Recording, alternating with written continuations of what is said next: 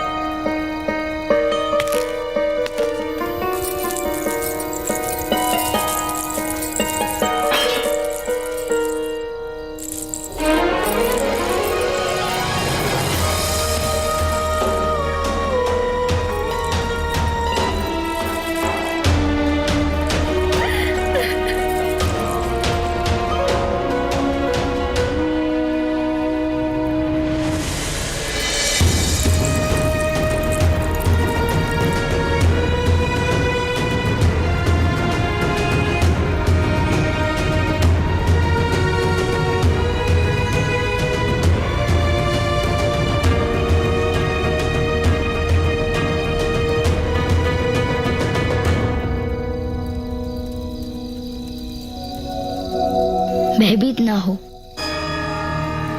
लाक्षागृह की दुर्घटना के पश्चात मैं भी भयभीत हुआ था।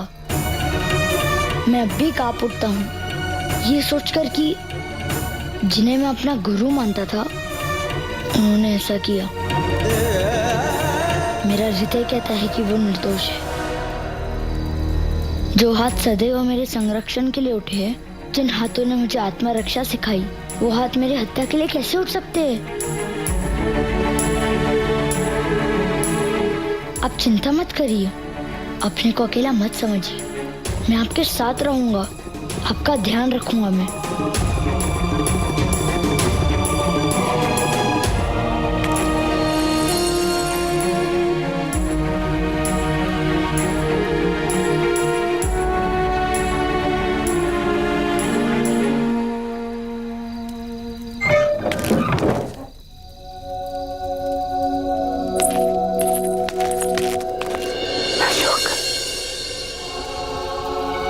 अशोक,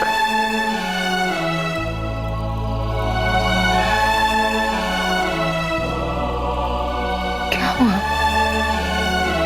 माँ, आज अचानक मुझे उस क्षण का स्मरण हुआ जब लगा था कि मैं आपको सदा के लिए खो दूंगा। वो सोच के मैं भयभीत हो गया था कि ये सत्य हुआ तो। इस भय का कारण क्या है? माँ, उचित और अनुचित में चुनाव करना सरल होता है, किंतु जब उचित और उचित में चुनाव करना हो तो क्या करना चाहिए? मैं कुछ समझी नहीं। माँ,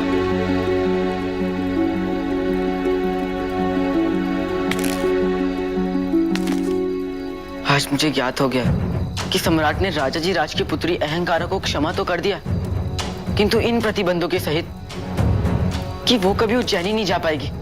यहाँ तक कि अपने माँ से मिलने तक की अनुमति नहीं दी उन्हें। सम्राट का निर्णय राजनीति की दृष्टि से, मगध की सुरक्षा की दृष्टि से बिल्कुल उचित प्रतीत होता है, किंतु जब दोष अहंकारा का नहीं, उसकी माँ का नहीं, तो फिर उन्हें दंड क्यों? राजनीति में निर्दोष की बलि क्यों? और वैसे भी राजा जी राज की मृत्यु के पश्चात अहंकारा को उनकी माँ की उतनी आवश्यकता होगी जितनी उनकी माँ को उनकी। इसी में दोनों को अलग रखना अमानवीय नहीं होगा?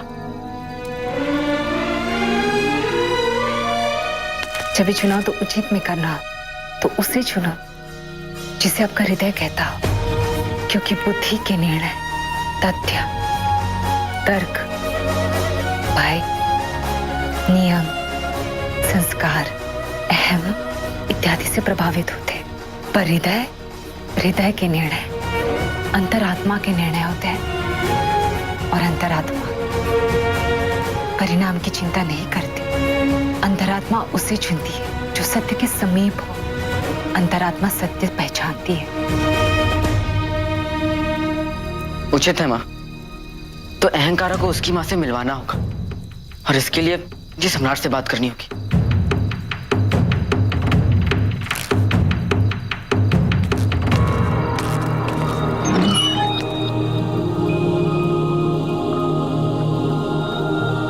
मेरी यही प्रार्थना है ईश्वर से, राजनीति की खेल में आप स्वयं को न खोना।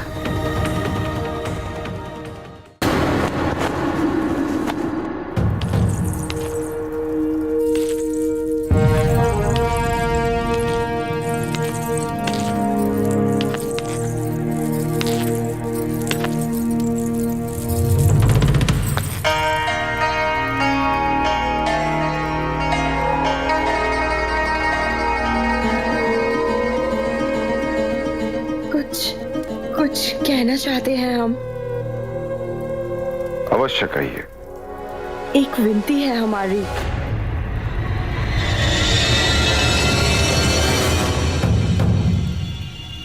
हम भली भांति समझते हैं कि तुम पर क्या बीत रही है। हमने तुम्हारे पुत्रों में, रानियों के नेत्रों में भय देखा है।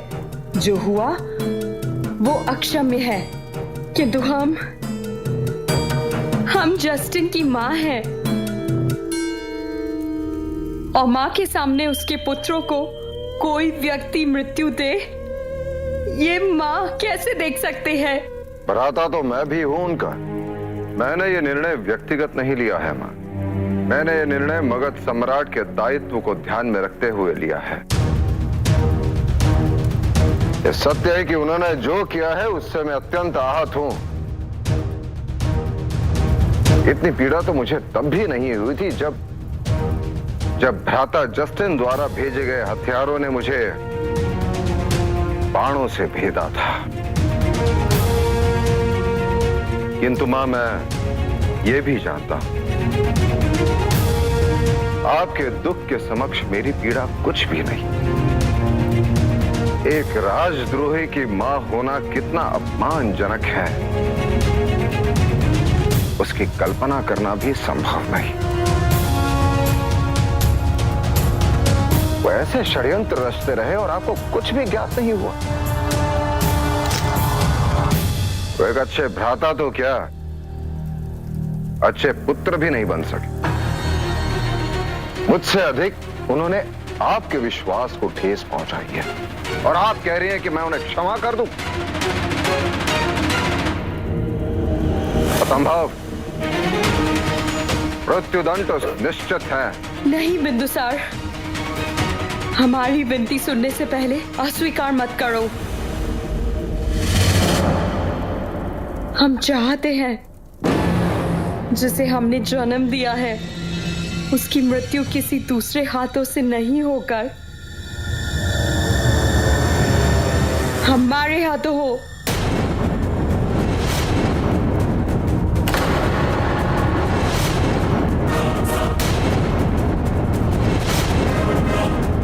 हम स्वयं उसे मारना चाहते हैं।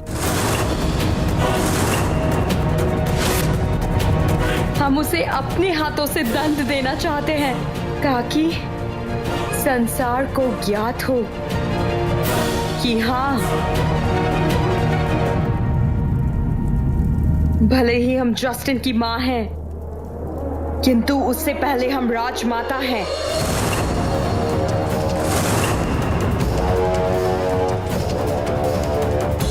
महान सम्राट चंद्रगुप्त मौर्य की पत्नी। और ये हमारी भूमि है। इसके साथ कोई छल करे, इसका अपमान करे, तो हम उसे क्षमा नहीं करेंगे।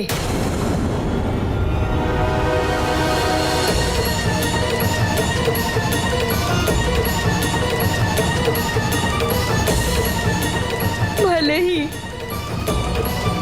वो हमारा इकलौता संतान क्यों ना हो।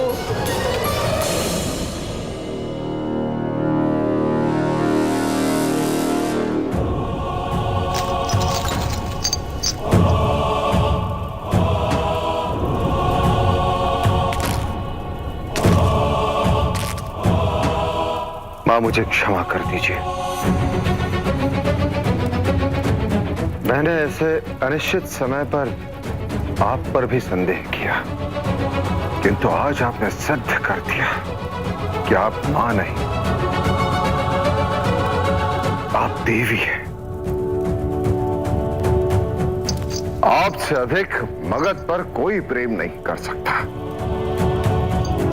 केवल मगध ही नहीं, संसार के सभी माताओं के लिए आप प्रेरणा है।